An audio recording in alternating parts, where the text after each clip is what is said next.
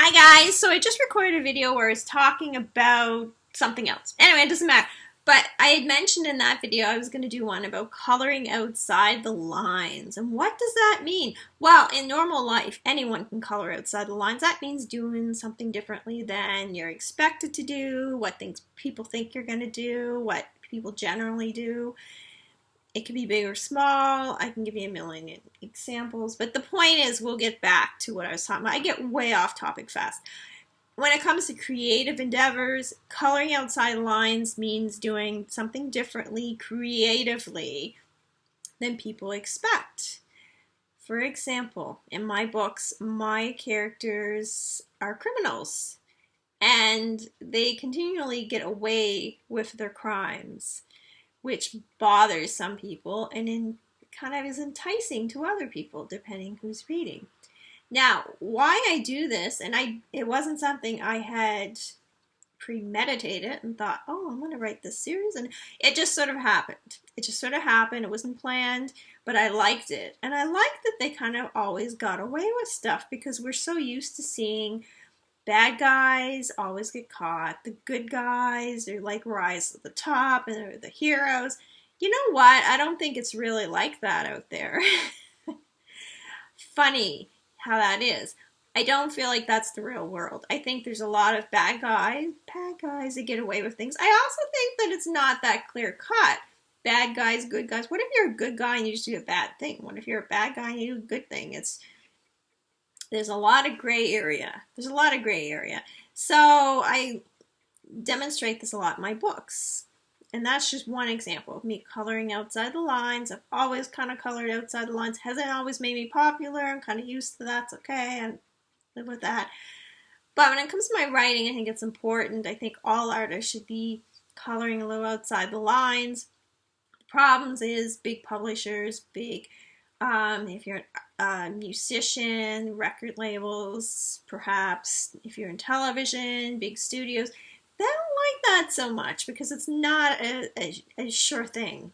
You know, they're not guaranteed that it's going to be a success, and that's what they care about, and that makes sense because there's money and this and that. Anyways, it's all very political.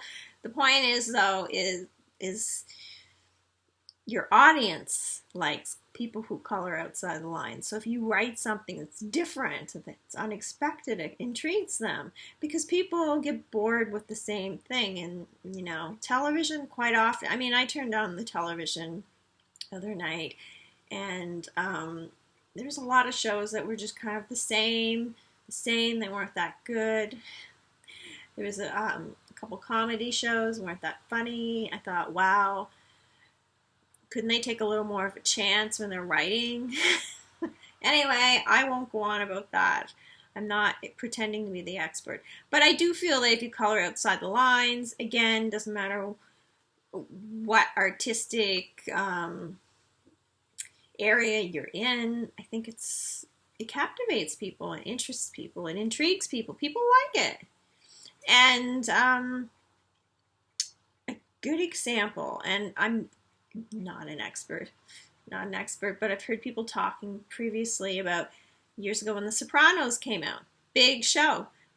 Did we see anything like that on television before? A criminal family, a very violent criminal family. You know, people were getting killed left and right. I've watched the entire series. It's amazing. It's amazing. Before that, I don't remember anything quite like that on television. And you know, not to say anything about any certain network, but I mean, HBO at that time especially, they had stuff that was very different from what we were used to seeing on television. That was just one example. It changed the playing field. It changed what people began to expect. And I think that's the same with books and movies and music and so on. If you kind of color outside the lines, people expect more. They want more. They don't want the same. They get bored. The problem is it's not always a sure thing. So people get iffy about it. And it's not for everyone. I mean, I write stuff that's definitely not for everyone. Definitely not. However, the people who do like it really like it, and it speaks to them, and it connects with them, and they see something in it that's maybe connects with their life experiences or how they see the world, view the world. I don't know. That's a whole other topic altogether. Color outside the lines is important. Yes, you should do it. I don't care who you are. Be yourself and push the boundaries a bit. Sometimes they have to be pushed. In writing, definitely. Some people may not agree with that too, but I think it's important. I think you have to color outside the lines in writing, if you're an artist of any kind. That's what's going to make you stand out down the line. You know, you might be a best-selling, super mega hit person right today, but if your music or your book's forgotten 5 years from now, 10 years from now, have you really accomplished anything? I guess if you just won money, yeah, you did. But anyways, color outside the lines, guys. Thank you for watching this video. Like, subscribe, hit the bell, all that stuff, or just share it with a friend. Have a great day, guys.